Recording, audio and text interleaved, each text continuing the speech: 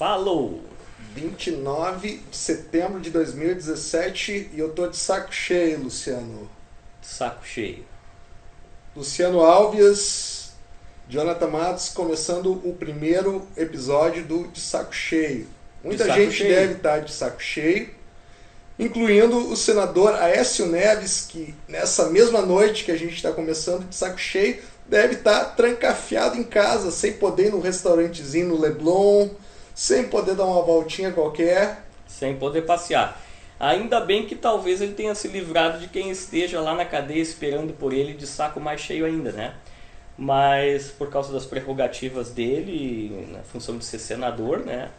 Ele não tem uma prisão preventiva decretada no sentido mesmo de ficar preso, de ficar, né, encarcerado. Ele tem uma espécie hoje de liberdade condicional, né, para responder pelo processo no que ele está sendo acusado. E as prerrogativas são muitas, né, que tem o senador hoje em dia. O que tu acha, tu, Luciano Alves, que é quase advogado, uma ou duas cadeirinhas, né, para terminar lá. Tá faltando só entregar o relatório e passar na prova da OAB, né? Mas a questão mesmo, Joe, independente da graduação que alguém possa estar fazendo, é a questão mesmo da prerrogativa, por exemplo, garantia constitucional. Tu tem que proteger, embora seja, ou em má hora seja do Aécio que nós estejamos falando, o deputado e o senador, ele precisa ter essa proteção, não porque ele é um cara que tem dinheiro e tem poder, é porque ele está representando uma parcela da população que votou nele. Então não pode ser por uma acusação recém-chegada ou por uma simples acusação que alguém vá ser retirado do mandato, porque quando tu prende o senador, tu não está prendendo o Aécio, tu está prendendo também as pessoas que votaram nele indiretamente, não é? Porque imagina num país que esteja vivendo um momento muito tenso, em que a população vote em alguém para defender e não se respeitem o mandato, né? Como fizeram com a Dilma, por exemplo, que foi um impeachment completamente ilegal. Então, se a gente defende que os parlamentares da esquerda sejam respeitados ou que os políticos de esquerda sejam respeitados nos seus mandatos, porque eles representam pessoas, também o Aécio, não é por ser de direita, ou não seja de direita, seja social-democrata, ou sei lá o que é que ele represente, ele também tem que ser respeitado no mandato dele, não é? Então, Luciano Alves, para todo mundo entender aqui, tu acha que o STF errou nessa condenação? Não foi uma condenação, né? O que foi? Não, é uma medida protetiva, uma vamos medida dizer cautelar. assim, para o pessoal entender, né? Uma medida cautelar. Contra o Aécio. Um cidadão comum, vamos dizer assim, que não exerce um mandato, que esteja respondendo ao inquérito, ele pode ser preso temporariamente com base no artigo 312 do Código de Processo Penal. Para que ele não prejudique a investigação, né, para que ele não fuja, para que seja garantido o cumprimento da pena. Agora, no caso de uma pessoa que tem uma representação parlamentar, então existem outros critérios, né? Isso tem que passar pela Câmara da qual ele faz parte, para ele poder ser detido realmente. Tem alguns juristas ou alguns comentaristas políticos que estão dizendo que ele não devia nem estar sofrendo essas restrições que ele está sofrendo agora, que o STF decretou, vamos dizer assim, né? Que ele fique em casa durante a noite, que ele seja afastado do mandato temporariamente. Agora, eu achei razoável, né? Se o STF entendeu que, tudo bem, não vamos prender, não vamos tolhi-lo da liberdade corporal dele, mas vamos dar algumas restrições para a movimentação dele, política e pessoalmente. Eu achei interessante, porque com o poder que ele tem, e se a investigação tem como foco alguma coisa que esteja sob o poder dele, é lógico que a investigação tem que retirar ele desse campo que está sendo investigado, né? Porque senão ele vai alterar o estado das coisas ali no ambiente onde ele está sofrendo investigação. E tu acha que ele não representa nenhuma ameaça, que a medida do STF não tem a ver com justamente isso, ele representa uma ameaça à investigação da qual ele é objeto? Olha, eu não conheço o Aécio pessoalmente, né? Não fico cuidando da vida dele.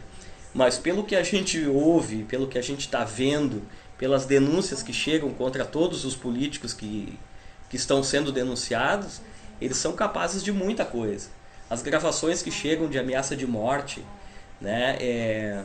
Modelo amiga de político que desaparece lá, né? Nas Minas Gerais, ou Mato Grosso, enfim, não me lembro qual é o estado. Mas assim, acontece muita coisa esquisita em volta deles quando eles estão sendo investigados. Gravação, um dia é do presidente Temer, no outro dia é uma gravação de não sei quem, né? Então, e do Aécio tem também história esquisita de gente que sumiu, de gente que foi ameaçada, né? Pode ser de brincadeira, que alguém diga assim, vou matar o cara. E a própria gravação recente que vazou do Aécio, inclusive insinuando que mataria o próprio primo. Pois é. Pode ser uma bravata, pode ser uma brincadeira do tipo assim, eu vou matar o cara, né? Vou matar esse sujeito, tô brabo com alguém, digo isso. E pode não ser.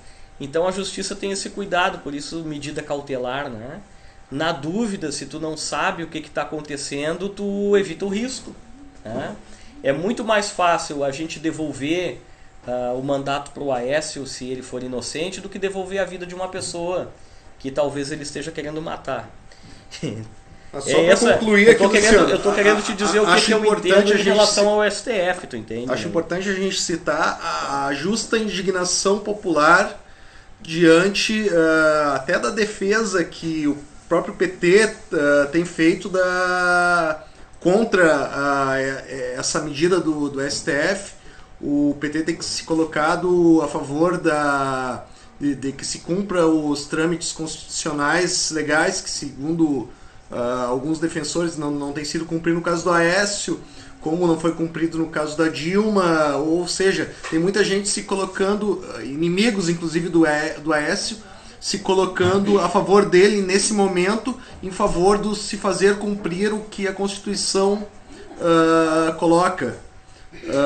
Mas com contraponto disso, a gente tem que pesar a indignação popular, que muitas vezes não entende essa série de trâmites e se indigna com a morosidade do processo judiciário, e tudo isso aumenta a sensação de indignação popular com o processo político, com o processo judiciário, enfim.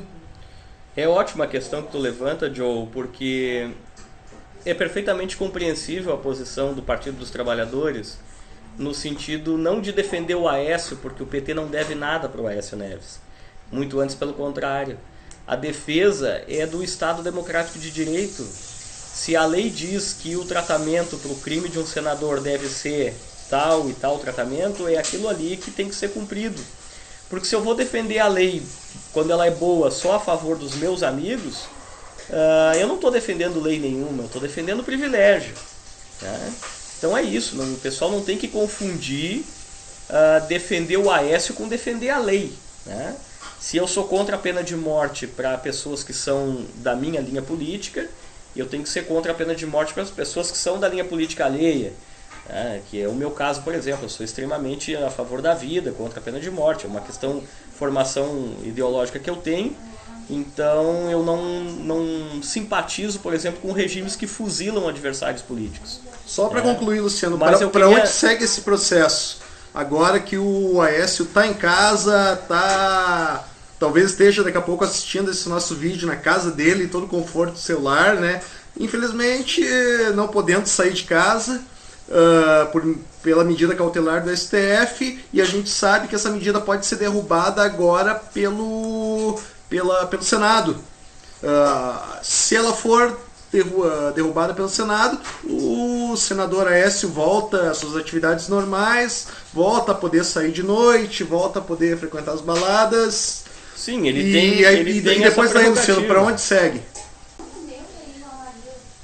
Bom, assim, Joe, o mandato dele um dia termina. E ele vai ter que continuar respondendo, daí sem prerrogativa de foro, aos crimes que ele tenha cometido, não é?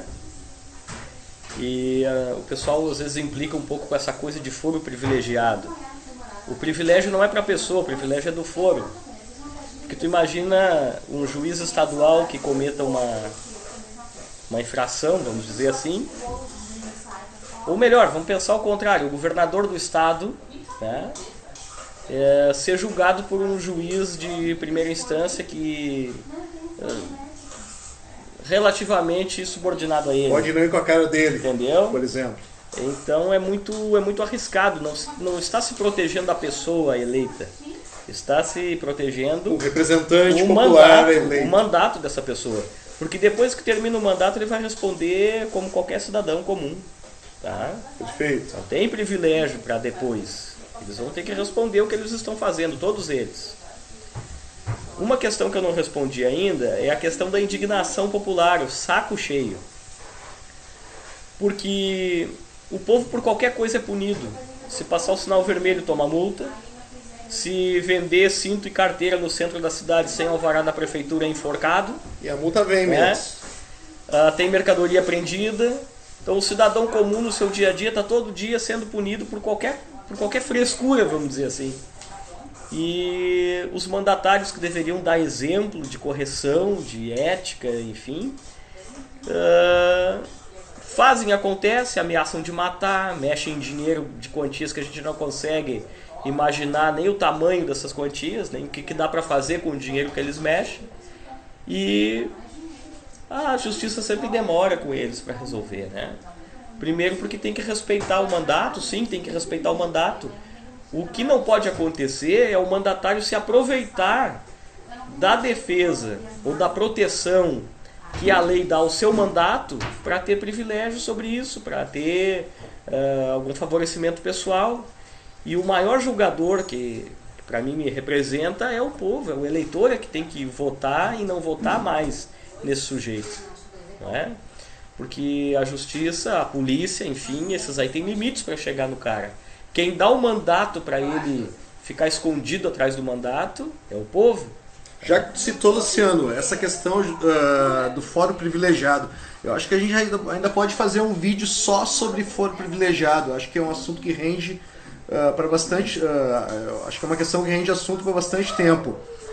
O foro privilegiado ele foi instituído a partir da Constituição de 88 e ele era uma medida justificada até porque nós passamos anos de regime militar aqui em que houveram diversas retaliações, perseguições políticas e que o representante popular, o sujeito eleito que representa uma parcela da população precisava garantias de continuidade do exercício do seu mandato.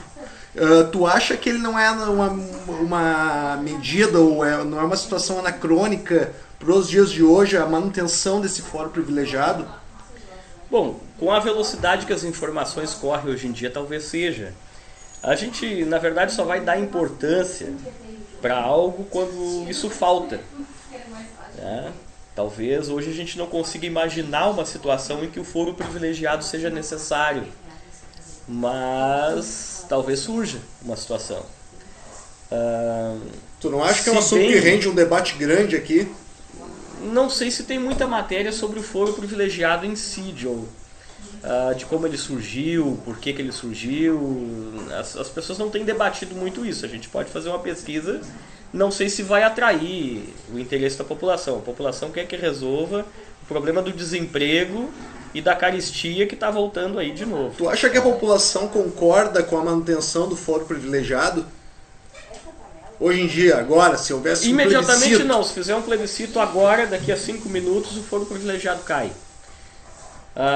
Eu acredito que se as pessoas compreenderem para que ele serve, que é para defender, na verdade, o voto da pessoa, aí a situação muda de figura. E tu acha que sem o foro privilegiado, os mandatos ficariam frágeis? Ficariam à mercê, claro, ficariam à mercê do interesse, né, dos interesses diversos, mais poderosos, né? Daqui a pouco, não quero duvidar da índole de ninguém, mas o poder judiciário pode estar contaminado, como a gente desconfia que esteja realmente. Então tu entende o poder que, judiciário por enquanto, pode estar contaminado por interesses. É importante ainda a manutenção do foro privilegiado.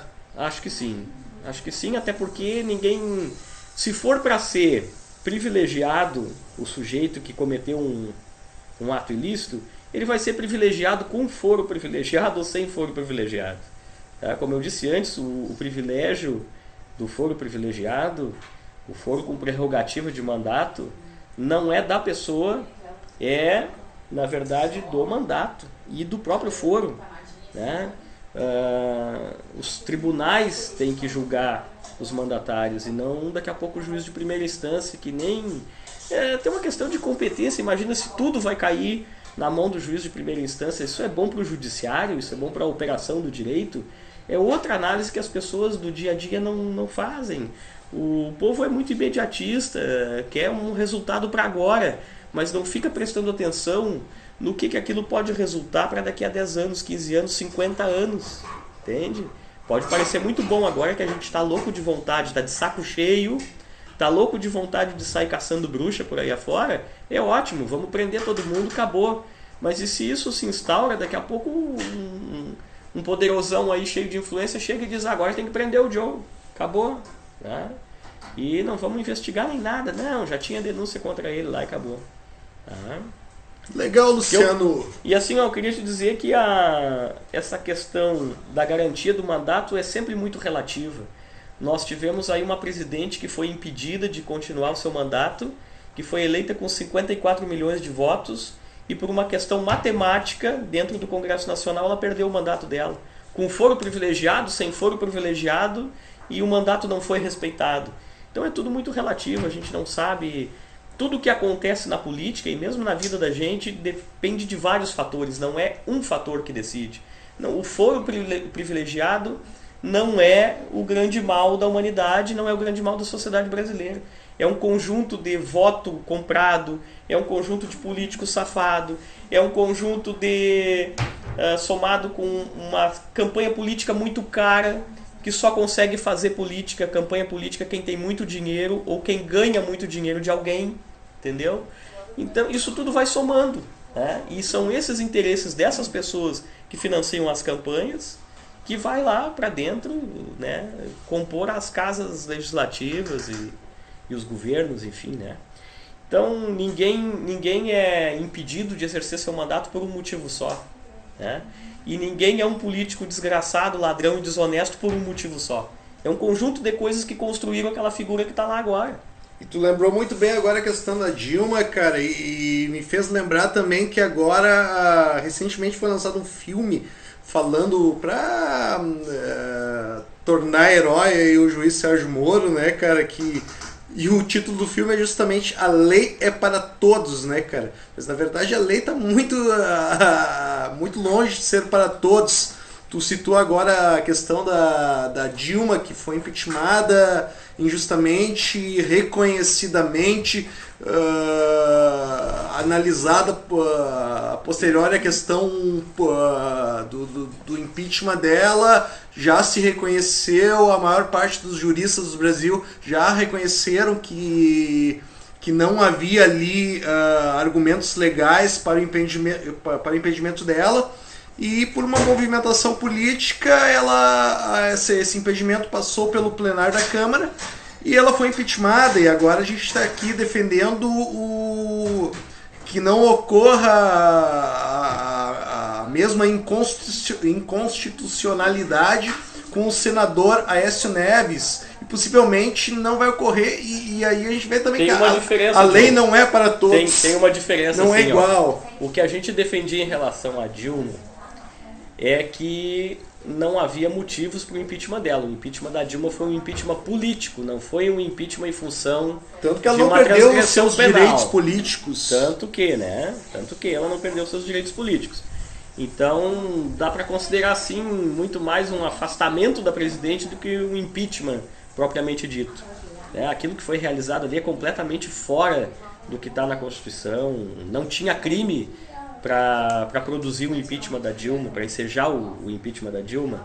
Ela saiu de lá porque o lobo queria comer o cabrito e acabou. Não deu. E houve toda uma mobilização da mídia para ferrar com ela. Ou talvez não sei. Assim, ó, enfim, o quantum de interesse que existia no Congresso Nacional era para tirar a presidente Dilma. Porque nós não podemos negar que o PT, de certa forma, vinha flexibilizando o diálogo do direito trabalhista, principalmente previdenciário, e quando o Partido dos Trabalhadores notou que não podia seguir negociando numa situação em que os trabalhadores ainda são mais fracos do que os empregadores, no sentido material da energia, vamos dizer assim. Quando o PT se deu conta de que não podia continuar nessa negociação, o que eles fizeram? Produziram o impeachment da Dilma. Enquanto ela disse, não, eu vou dialogar, eu vou reconsiderar, vamos estudar, estava tudo funcionando. Não as mil maravilhas, não dá para dizer. Mas o mandato dela estava garantido, pelo menos. E aí a gente tinha os programas de acessibilidade social, Bolsa Família, ProUni, FIES, SISU, Minha Casa Minha Vida. Isso tudo estava funcionando. O que a classe dominadora, exploradora fez, né, em relação a um partido que é representante da classe explorada, da classe trabalhadora? Tira o seu representante do Poder Executivo, porque nós temos maioria no Legislativo, e vamos fazer leis que diminuam o custo da exploração no Brasil. É simples assim, só não vê quem não quer. Né? Se isso vai ser bom para o futuro, se o Brasil vai desenvolver porque o preço da mão de obra ficou mais barata, porque a força de trabalho no Brasil vai ficar competitiva em relação ao mercado internacional, isso é outra discussão. O que está posto agora é que nós vamos ficar 20 anos sem investimento que favoreça as classes mais necessitadas. E aí repete tudo aquilo que eu disse, Bolsa Família, ProUni, SISU, Minha Casa Minha Vida, isso tudo fica congelado, certo? Por 20 anos. 20 anos. Aí eu não sei de que futuro a gente vai estar fazendo, de que futuro a gente vai estar falando, em cima de um presente que vai durar 20 anos. 20 anos numa situação ruim ainda. 20 anos numa situação de precariedade. Sendo que do jeito que o Brasil estava, a gente teve ali no governo Lula o menor índice de desemprego dos últimos 40 anos, eu me arrisco a dizer. Eu acho que se olhar os dados aí na internet, o pessoal pode conferir. Nunca teve tão abaixo de 12%, de 10%, como teve dentro do governo do PT. E a gente via na rua, no dia a dia, né, Joe? Aqui em Esteio mesmo, tu via o pequeno comércio funcionando, as pessoas comprando, loja inaugurando, barzinho abrindo.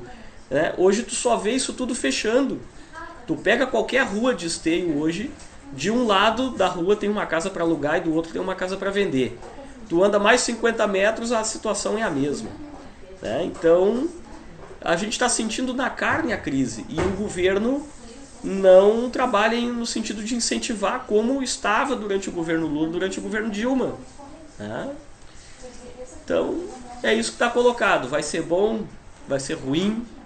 Isso só o tempo vai dizer. O que a gente sabe é que agora está muito ruim. Muito ruim. E o povo às vezes fica muito preocupado em votar no prefeito, votar no governador, votar para presidente, mas não presta atenção no tipo de deputado, de vereador, de senador que ele está votando.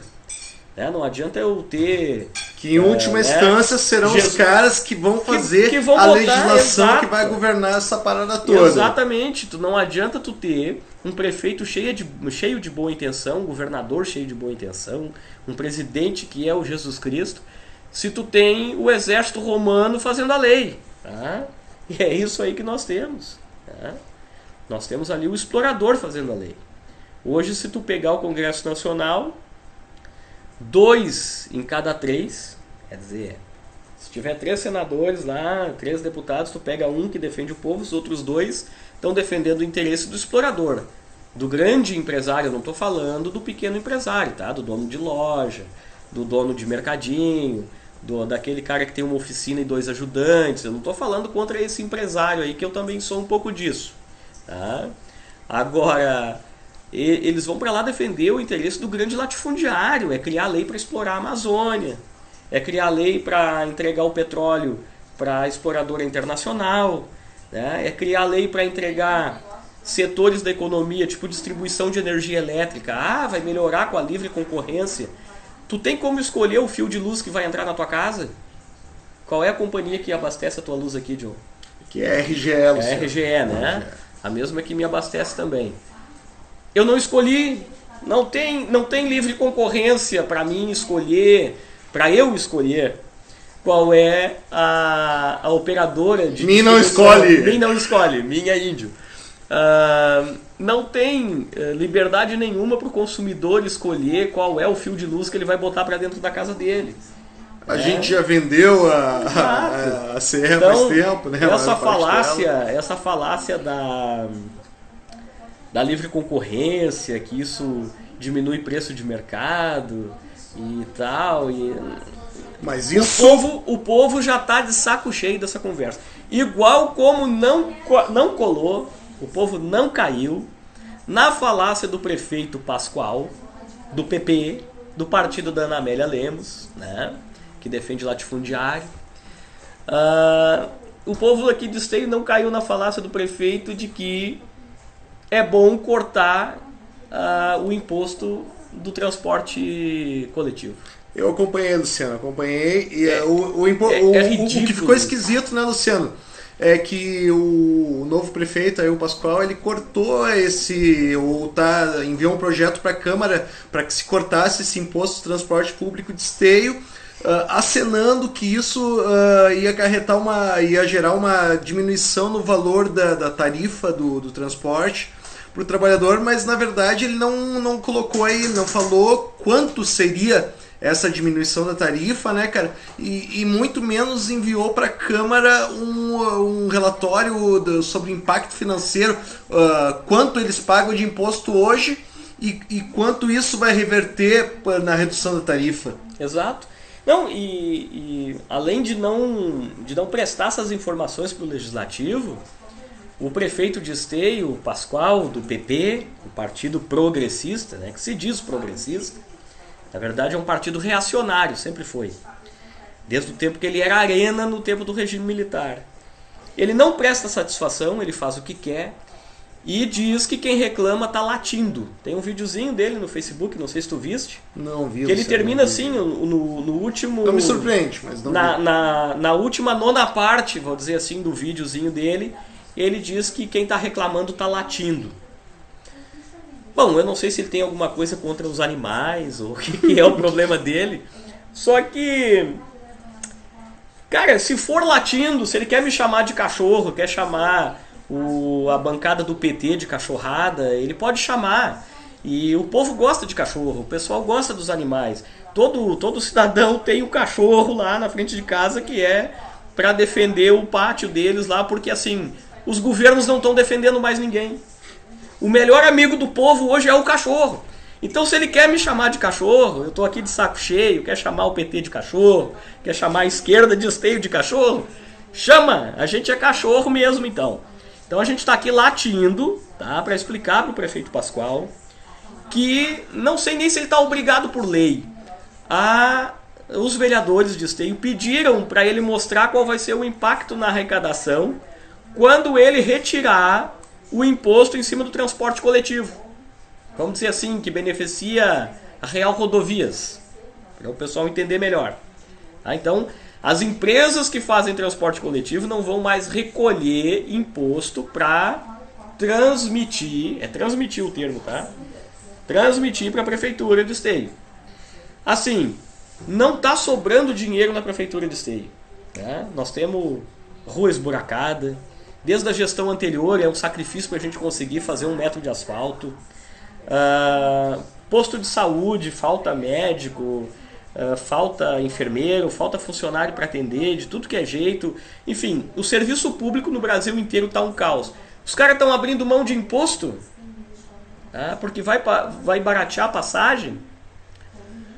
Me parece, isso é uma leitura que eu faço agora, que o povo não está muito preocupado se ele vai pagar imposto ou não, porque o povo sempre pagou imposto. Contanto que a gente tem uma passagem também, sendo das mais caras da região metropolitana. Sim, um ônibus aqui de Esteio, ele atravessa a cidade, ele anda 6 quilômetros. E a gente tem uma tarifa de 13, quase R$4. essa tarifa é equivalente a Porto Alegre, onde o ônibus para atravessar a cidade anda 20 km. Mas deixa eu explicar uma coisa que eu deixei no ar assim. O que eu quero dizer é que eu não sei se o prefeito está obrigado por lei a prestar conta do impacto para os vereadores. Mas ele tem um compromisso moral de mostrar para o povo quanto é que vai faltar no caixa da prefeitura quando as reais rodovias deixarem de recolher imposto do transporte público. Luciano, como é que continua essa peleia aí, tu que está acompanhando o que rolou na Câmara de Vereadores essa semana e decidiu-se alguma coisa? Como é que segue isso? Os vereadores estão aguardando a resposta do prefeito para poder, enfim, votar o projeto. Né? A bancada do PT já se posicionou contra e os vereadores mesmo da base do governo querem mais dados, querem saber exatamente qual vai ser o impacto, o que Esteio vai deixar de arrecadar com essa isenção de imposto, né, para poder se posicionar, porque imagina, agora a gente vai voltar de olho fechado numa coisa que o prefeito falou simplesmente porque ele quer que seja assim, né? E isso causa então, muita estranheza, vamos dizer. Nos próximos vídeos a gente vai trazer a sequência dessa história aí pro pessoal que tá também de saco cheio, porque esse vídeo tá comprido pra caralho. E eu quero terminar com um momento artístico, Luciano. Eu quero terminar com uma musiquinha que eu fiz hoje de tarde em homenagem ao Aécio. Eu vou trazer o violão aqui, só pra gente concluir. Tá, então a gente espera o Joe trazer o violão pra ele fazer uma homenagem pro Aécio. Com um refrãozinho. Vamos lá. Esse ano. Todo mundo pode cantar junto, a gente pode ensaiar aqui, Luciano. Depois eu vou te passar a letra, eu sei que é surpresa pra ti, mas diz assim. Pra mim foi. O senador mandou matar. O senador tá lá pra mandar. O senador mandou matar. O senador tá lá pra mandar. A gente botou o senador lá. E agora acaba pra todo mundo que tá de saco cheio depois dessa musiquinha infame aí. Eu dou porrada, saco cheio, voltamos. porque eu já tô de saco cheio.